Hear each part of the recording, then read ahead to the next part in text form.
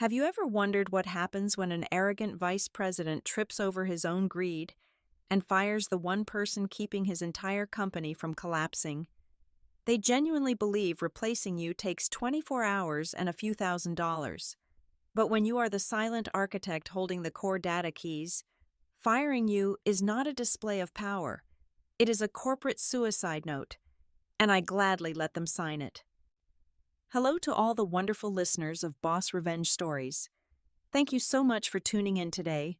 Unfortunately, YouTube has recently disabled our channel's monetization features, leaving us entirely without an operating budget. If you find yourself enjoying today's story, please consider supporting us with just $1 by scanning the QR code on your screen or clicking the donation link in the description or comments, so we can pay our hardworking team, help them cover their living expenses, and continue creating great content for you. My name is Isla Hayes. I am 32 years old, and until recently, I was the lead data architect at Aura Yield Dynamics. Aura Yield was a high-profile technology firm based in the freezing, windswept heart of Chicago. Our bread and butter was providing highly complex valuation algorithms for commercial real estate. If a massive investment bank wanted to know whether a 50-story office building downtown was worth $300 million or a pile of scrap metal, our software gave them the exact answer. I am a quiet person by nature. I have never cared for the superficial, teeth-grindingly fake networking events, the forced team-building exercises, or the Friday afternoon happy hours where people pretend to like their managers. I preferred the cold silence of the server rooms and the glow of my dual monitors. I was the silent engine humming in the background. What the executives upstairs did not fully grasp was that I was the only person in the building who actually understood the core architecture of our system. I wrote the foundational code that kept the entire valuation matrix running smoothly. Without my architecture, the algorithm was just a tangled mess of theoretical mathematics.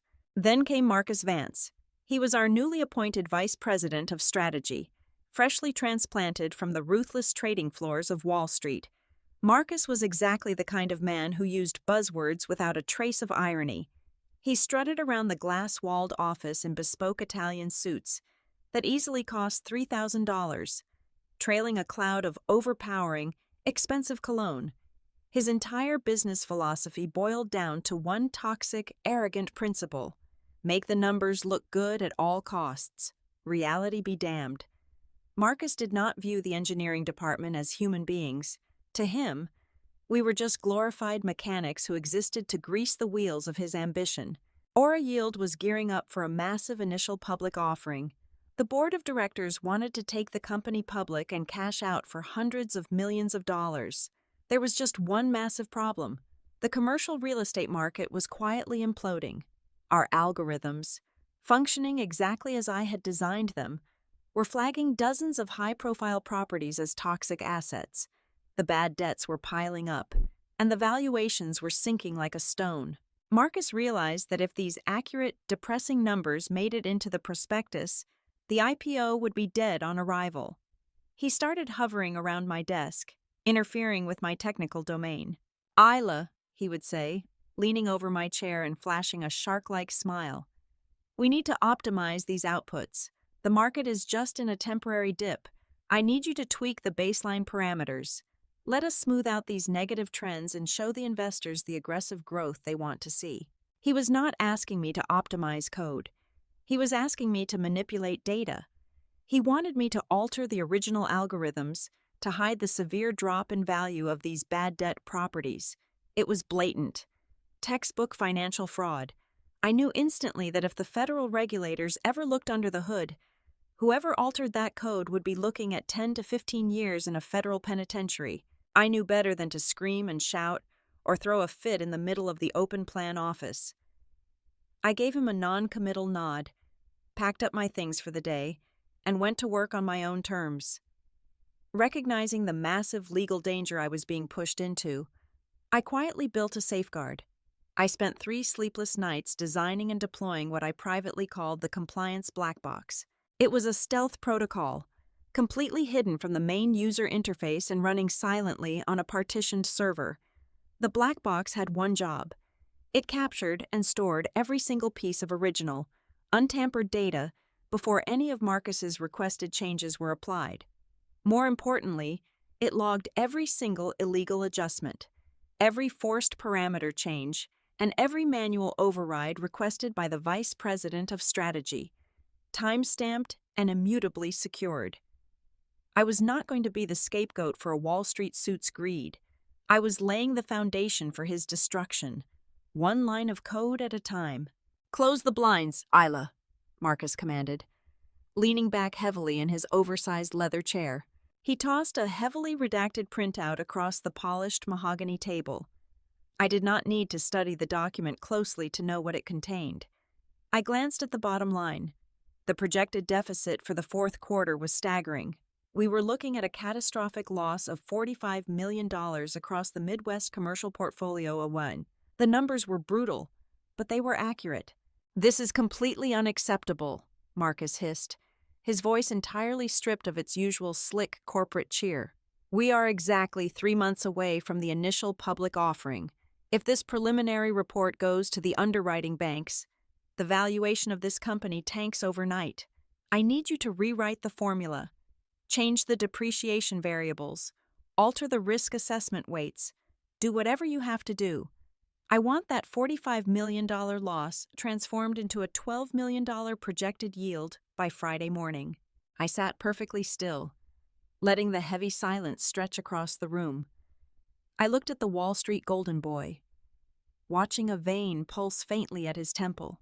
"You are explicitly asking me to fabricate asset health," I replied, keeping my voice entirely flat and devoid of emotion. "That is a direct violation of federal securities law.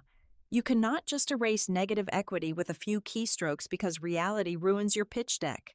Marcus slammed his open palm onto the desk, rattling his expensive coffee cup. "I am not asking for a legal lecture from a glorified calculator. I am telling you to optimize the output. You work for me. Isla, do your job." "My job is data integrity," I stated, standing up slowly and buttoning my blazer. "I will not alter the core valuation logic to commit investor fraud. Find another way to spin your numbers, Marcus." I walked out of the conference room without looking back, feeling the heat of his absolute humiliation burning into my spine. Men like Marcus do not handle being told no by their subordinates, to his inflated ego. My refusal was not just insubordination, it was a declaration of war. His retaliation was incredibly swift. At exactly 9 o'clock the very next morning, Marcus marched into my engineering department with a shadow trailing closely behind him. "Everyone, gather around," Marcus announced, clapping his hands together loudly. "I want to introduce Todd. Todd and I go way back to our university days. He is coming on board as our new data optimization consultant. He will be working directly with Isla to streamline our reporting pipelines." I looked at Todd. He was a walking cliché of a business school graduate who got through life entirely on networking rather than actual intellect. He wore a designer vest that easily cost $500, and his smile was wide, hollow, and completely eager to please. It took me exactly 2 minutes of polite conversation to realize Todd did not know the difference between a relational database and a basic spreadsheet. He was a pure sycophant, brought in for one specific purpose. He was meant to act as Marcus's blunt instrument, bypassing my authority to do the dirty work I had refused to do. A lesser person would have argued. A more impulsive person would have stormed into the Human Resources Department to file a formal complaint, forgetting that human resources fundamentally existed to protect the executives. I did neither. I offered a polite, totally vacant smile. "Welcome to the team, Todd," I said smoothly. "I will set up your temporary access credentials shortly. We are thrilled to have your expertise." Marcus looked visibly disappointed that I had not caused a dramatic scene. He clearly wanted an excuse to write me up for hostility. Instead, he just patted Todd on the shoulder and walked away. Assuming he had won, he assumed I had recognized his alpha status and submitted. He was spectacularly wrong. As soon as I returned to the cold, quiet sanctuary of my workstation, my fingers flew across the mechanical keyboard. I knew exactly what Todd was going to do. Under Marcus's direct orders, Todd would attempt to manually force the false, inflated numbers into the live reporting pipeline, overriding the organic data my algorithms produced. I could not stop them from trying to poison the well, but I could absolutely control how the system reacted to that poison. I began meticulously rewriting the root access protocols for the main valuation matrix. I stripped away the standard administrative privileges and replaced them with a dynamic token architecture. It was an extremely aggressive military-grade security measure. From that moment on, the core structural code could only be modified, saved, or validated by a cryptographic handshake tied directly to my personal account. The token generated a new encryption key every 30 seconds. Without my specific digital signature sitting in the driver's seat, the system was effectively locked inside an impenetrable vault. But I did not stop there. I built an automated defense mechanism, carefully threading it through the master branch of the repository. It was a brilliantly simple trap. I designed the architecture to passively accept any manual overwrites from secondary accounts like Todd's. It would look exactly like the fraudulent changes we're saving successfully. Todd would see the green confirmation check marks on his monitor. Marcus would get his beautiful, totally fabricated pie charts to show the board. However, the system would not actually integrate those lies into the foundational database. Instead, it would quarantine them in a temporary cache. I programmed the system to recognize any forced, unauthorized manipulation of the asset values. If the algorithm detected these massive manual anomalies, it would quietly cue a catastrophic override response. I was not sabotaging the company. I was reinforcing its absolute adherence to reality. If Marcus and his puppet tried to force the machine to lie, the machine was now fully prepared to defend itself and scream the truth at the top of its digital lungs. I sat back and took a sip of my cold coffee. Watching the code compilation finish at exactly 100%, the trap was perfectly set. All they had to do was step on it. It happened at exactly 4 o'clock on a rainy Friday afternoon. I had just returned from a brief coffee break when I tapped my badge against the security scanner outside the main engineering floor. Instead of the familiar green light and the soft click of the magnetic lock releasing, the reader flashed an angry red, "Access denied." Before I could even reach into my pocket for my phone, the Human Resources Director appeared at the end of the hallway, flanked by a massive corporate security guard. "Isla," she said, her voice perfectly practiced and completely devoid of any genuine human warmth. "Please come with me to Conference Room B." I knew the script. Anyone who has spent more than a few years in corporate America knows the Friday afternoon script. I followed her quietly. When the frosted glass door swung open, Marcus was already sitting there, leaning back in his chair with a look of absolute, unadulterated triumph plastered across his face. "Have a seat," Marcus said, gesturing vaguely to the empty chair opposite him. "I prefer to stand," I replied, keeping my posture perfectly straight. The Human Resources Director cleared her throat and slid a thick manila folder across the table. "Isla, effective immediately. Aura Yield Dynamics is terminating your employment. Leadership feels that your department requires a shift in direction, and frankly, there is a fundamental lack of strategic vision on your end." Lack of strategic vision. It was the standard, bulletproof corporate euphemism for refusing to break federal law. Marcus leaned forward, interlacing his fingers on the table. "Todd is going to step in and assume full control of the data architecture by 5 o'clock today. We need someone who understands the big picture and knows how to be a team player.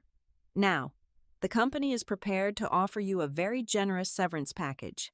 6 months of full pay and continued health coverage. All you have to do is sign the standard non-disclosure agreement, hand over your administrative credentials, and most importantly, keep your mouth shut about our internal optimization strategies." He was practically glowing with arrogance. He genuinely thought he had cornered me. He thought the threat of losing my income would terrify me into submission and silence.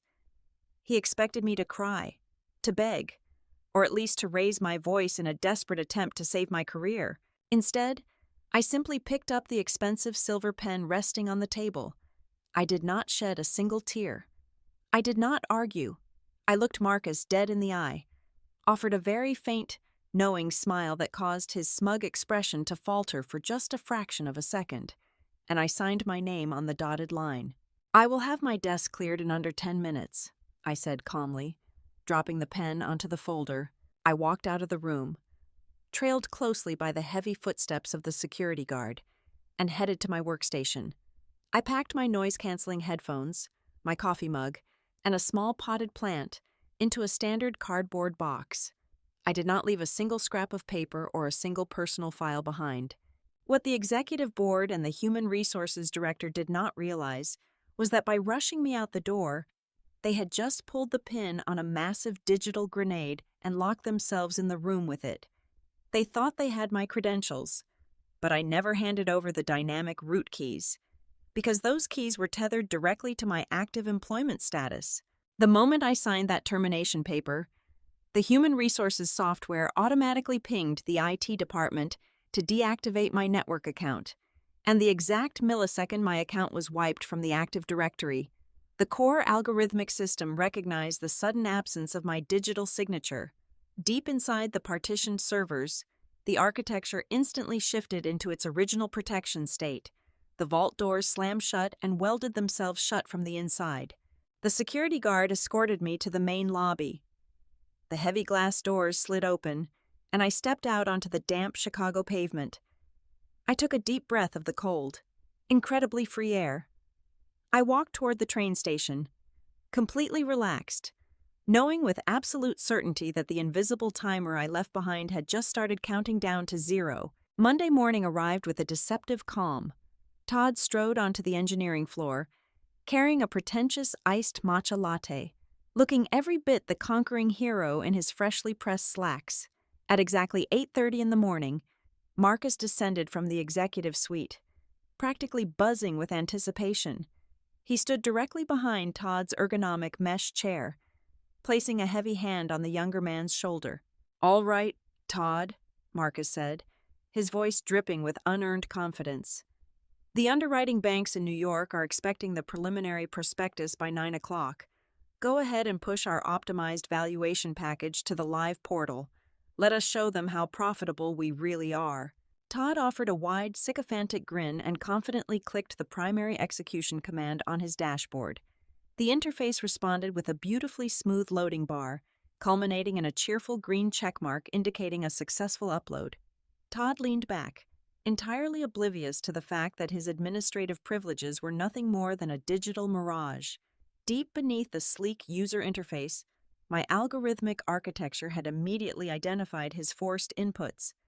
It quietly swallowed his fabricated data, tossing his carefully manicured lies straight into the isolated quarantine cache. At exactly 9 o'clock, the automated distribution sequence initiated, but the system did not transmit Todd's fictional $12 million profit projection.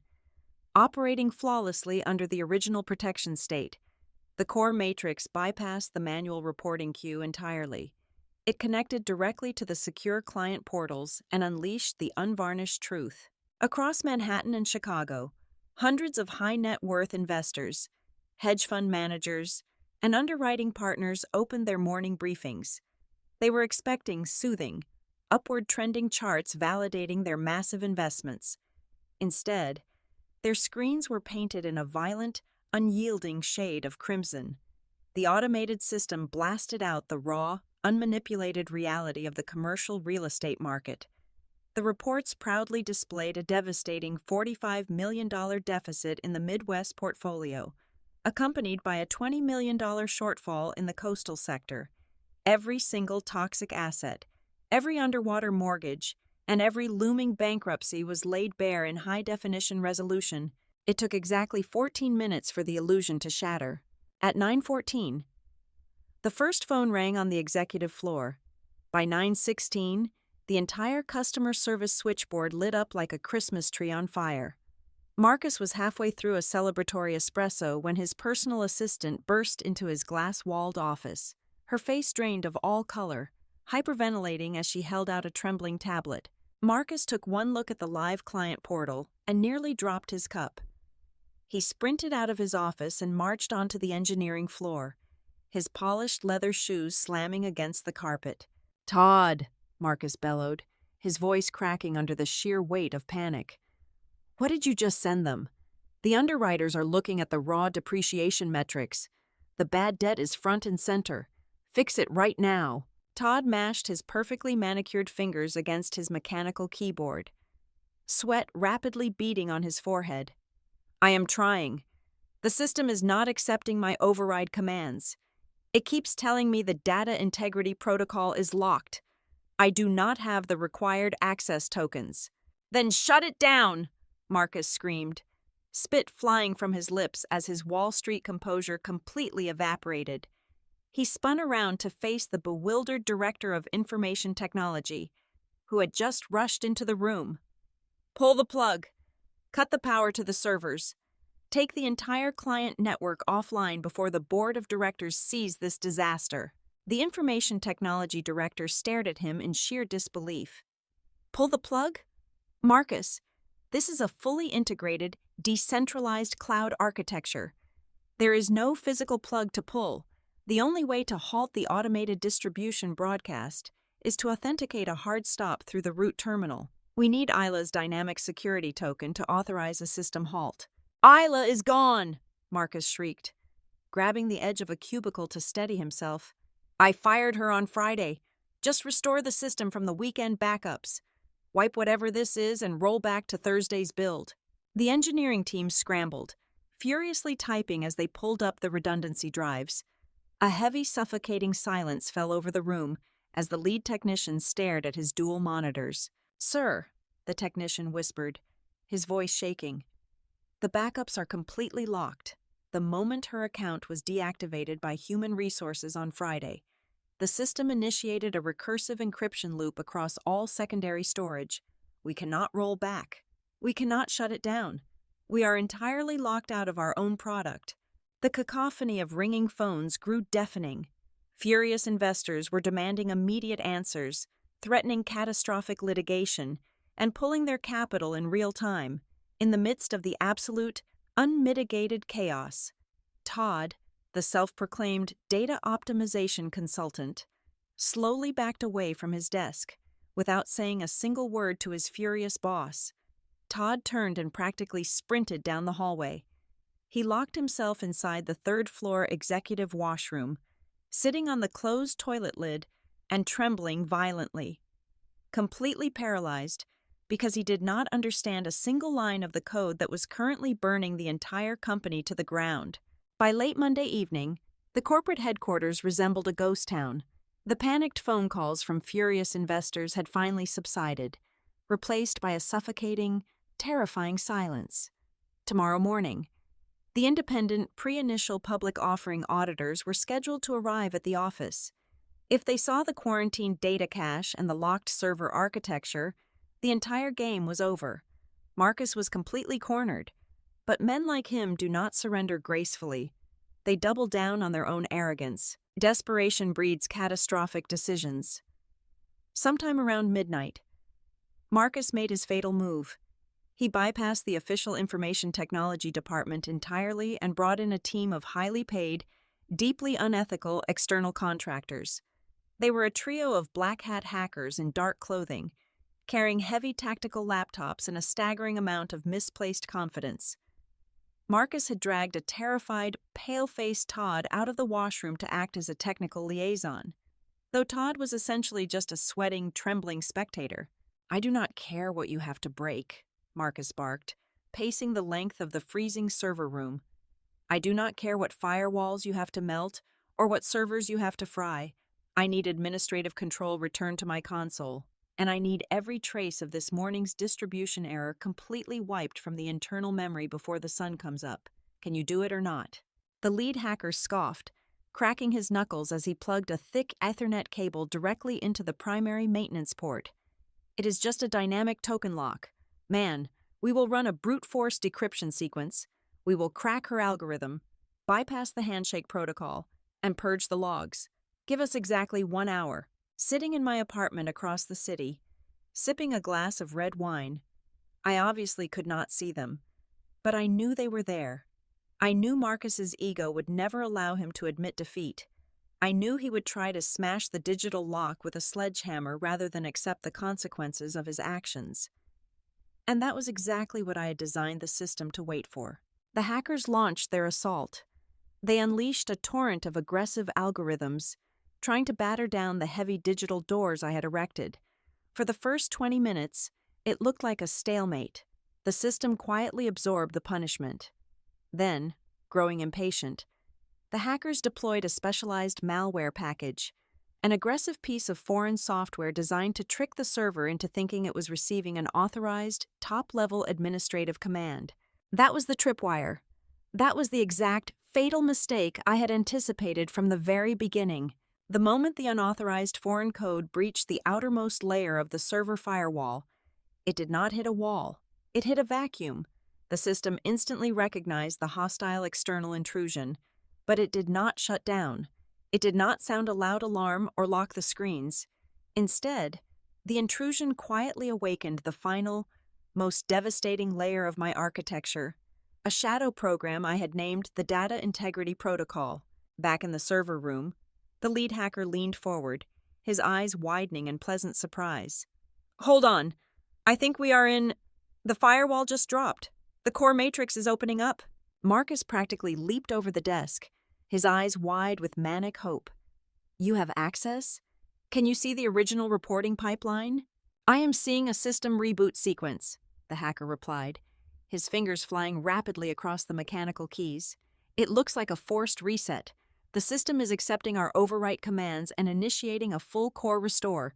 We are getting a progress bar." On the massive overhead monitor in the center of the room, a sleek, minimalist interface appeared. A thin white bar began to fill with bright blue, slowly inching its way from left to right. 10%, 25%. "Yes," Marcus hissed, slamming his fist onto the table in absolute, unfiltered triumph. He turned to Todd, gripping the younger man violently by the shoulders and shaking him. I told you she was nothing but a glorified secretary playing with numbers. We beat her. As soon as that bar hits 100%, you are going to purge the real estate valuations and load the optimized data." Todd let out a shaky, hysterical laugh, wiping the cold sweat from his forehead. "Right. Yes. The optimized data. We are saved." They stood there, practically holding their breath, watching the progress bar crawl forward. 50%. 75%. What the hackers, Todd, and Marcus fundamentally failed to understand was that they had not breached the vault. The vault had simply swallowed them whole and locked the door from the outside. The system was not rebooting. The moment the foreign malware was detected, the Data Integrity Protocol had instantly frozen every single internal transaction, paralyzed the communication servers, and severed all outbound access for every terminal in the building. The progress bar they were watching with such desperate, hungry eyes was not a system restore. It was a compilation sequence. Deep within the hidden partitions of the server, the algorithm was working at lightning speed. It was meticulously scraping the entire network. It pulled every single email Marcus had sent over the last 3 months. It retrieved the messages he thought he had permanently deleted 30 days ago. It grabbed every instant message where he explicitly ordered the manipulation of the bad debt ratios. It extracted the exact time-stamped logs of Todd trying to force fake valuations into the system that morning. It gathered every threat, every illegal directive, and every piece of doctored data, compiling it all into one massive, heavily encrypted, undeniable digital evidence file. 85%, 90%. "Almost there," the hacker muttered, leaning closer to the glowing screen. "Get ready to push your new data." Marcus smoothed the front of his wrinkled designer vest, a sickeningly arrogant smile returning to his face. He was already rehearsing the speech he would give the auditors in the morning, ready to explain away the Monday chaos as a simple, unfortunate technical glitch caused by a disgruntled, incompetent former employee. He believed he had won. He believed he was untouchable. 95%. The room was completely silent, save for the low, steady hum of the massive cooling fans. The tension was thick enough to cut with a knife. The ticking clock of their impending doom was entirely invisible to them, masquerading as their salvation. 98%. "Here we go," Marcus whispered. His eyes locked onto the screen like a predator watching its prey. 99%. The bar hovered there for a fraction of a second, agonizingly close to completion. The evidence file was now fully compiled, perfectly structured, and irrevocably sealed. The system automatically drafted a high-priority, unblockable email, attached the catastrophic payload, and aimed it squarely at the authorities. The progress bar was not loading their rescue, it was loading the gun. The progress bar clicked to 100%. The server room held its collective breath. Marcus opened his mouth to order Todd to begin the upload, but the massive overhead monitor abruptly flashed a brilliant, blinding white. The progress bar vanished entirely. In its place, a single line of text appeared in stark, bold lettering, "Transmission complete." Marcus frowned, his arrogant smile faltering.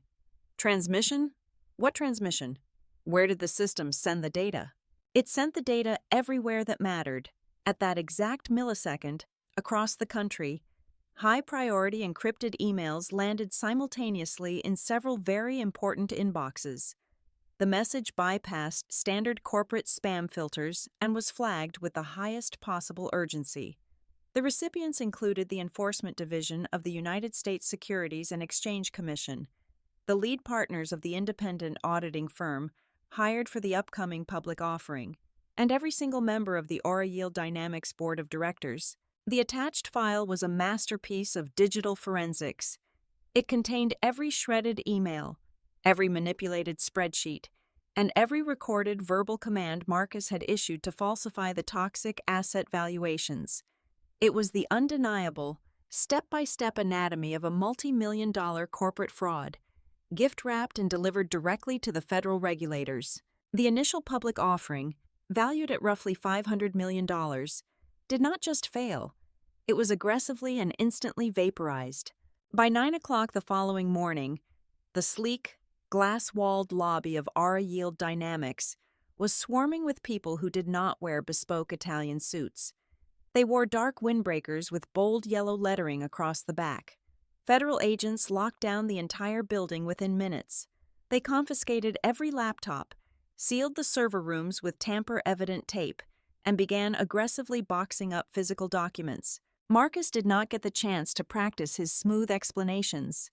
He was escorted out through the main glass doors in front of the entire terrified staff, his hands securely fastened behind his back in a pair of heavy steel handcuffs. His face was entirely pale, stripped of all its former Wall Street glory, as he faced a very real, very lengthy federal prison sentence for securities fraud. Todd was not arrested, but he was unceremoniously fired on the spot. His name was permanently attached to the massive federal scandal, effectively blacklisting him from the financial technology sector for the rest of his life. He walked out of the building carrying a small cardboard box, sobbing quietly into his hands. In the desperate, frantic hours that followed the raid, the remaining board of directors finally realized the magnitude of their mistake. They realized that the quiet data architect they had so casually discarded was the only person on Earth capable of untangling the encrypted mess their company had become. My phone began ringing continuously. When I did not answer, they resorted to leaving increasingly desperate voicemails, offering to double, then triple my previous salary. They offered signing bonuses in the hundreds of thousands of dollars if I would just come back and restore the original architecture. I did not entertain them with a phone call. Instead, I had my attorney draft a very polite, incredibly brief letter of refusal. The letter stated that I was currently pursuing other opportunities and wished them the best of luck in their ongoing legal endeavors. I never stepped foot in Chicago again. Several weeks later, I found myself sitting on the patio of a beautifully quiet, upscale cafe in Seattle. The morning air was crisp, smelling faintly of roasted coffee beans and salt water. I took a slow sip of my perfectly brewed espresso and opened the morning edition of the Financial Times on my tablet. The headline taking up the entire front page detailed the spectacular, total collapse of Aura Yield Dynamics and the impending criminal trial of its former vice president of strategy. I read the article from start to finish. There was no mention of a rogue employee, no mention of sabotage, and absolutely no trace of a personal vendetta. The official narrative was simply that the company's internal compliance systems had automatically detected and reported a massive fraud attempt. The machine had simply done its job, exactly as it was designed to do. I set the tablet down on the marble table, let out a long, peaceful breath, and smiled gently at the water. It was a perfectly clean, flawless victory. Thank you so much to everyone for tuning in and listening to my story today. I would absolutely love to know where in the world you are listening from, so please drop your city or country in the comments below. If you enjoyed today's journey and found it satisfying, please consider helping our channel stay alive by donating just $1 through scanning the QR code on your screen, or by clicking the donation link in the description or the pinned comment. You provide the essential budget we need to pay our amazing staff, help them feed their families, and ensure we can keep bringing you more incredible stories of corporate justice. Thank you again, and have a wonderful day.